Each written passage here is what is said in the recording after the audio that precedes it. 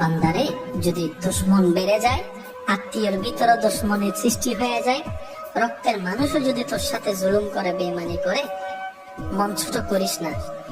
তোদের জীবনের প্রতিটা ক্ষণে কিভাবে মোকাবেলা করবি সেটা প্র্যাকটিক্যাল শিখে নেওয়ার জন্যই আমি প্রত্যেকটা নবীকে এক একটা মুসিবত দিয়ে তোদের জন্য শিক্ষার ব্যবস্থা করে দিয়েছি। সুবহানাল্লাহ।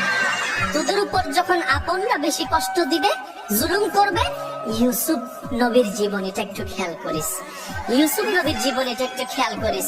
ওনার আপন রক্তের ভাইয়েরা কি পরিস্থিতি ওনাকে করেছিল, যে কূপের মধ্যে ছোট বাচ্চাকে ফেলে দিয়েছে, কিন্তু আমি রব তাদের সে প্ল্যানিংটাকে নষ্ট করে দিয়ে, যারা ওনাকে কূপে ফেলে ধ্বংস করে দিতে চেয়েছিল, আমি সেই ইউসুফকে মিশর পর্যন্ত পৌঁছাই দিয়েছি।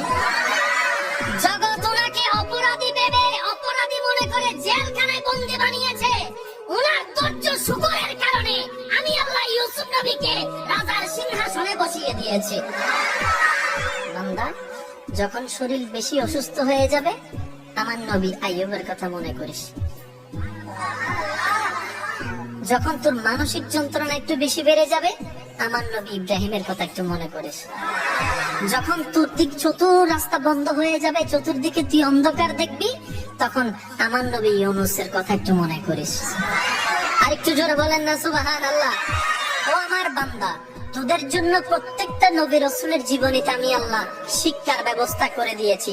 আর সব শিক্ষাকে এক জায়গায় করে বাঁচার রাস্তার ব্যবস্থা করে উসওয়াতুন হাসানাহ ওয়ালা নবী রাহমাতুল লিল আলামিনের জীবনীকে সামনে রেখে দিয়েছি। সুবহানাল্লাহ।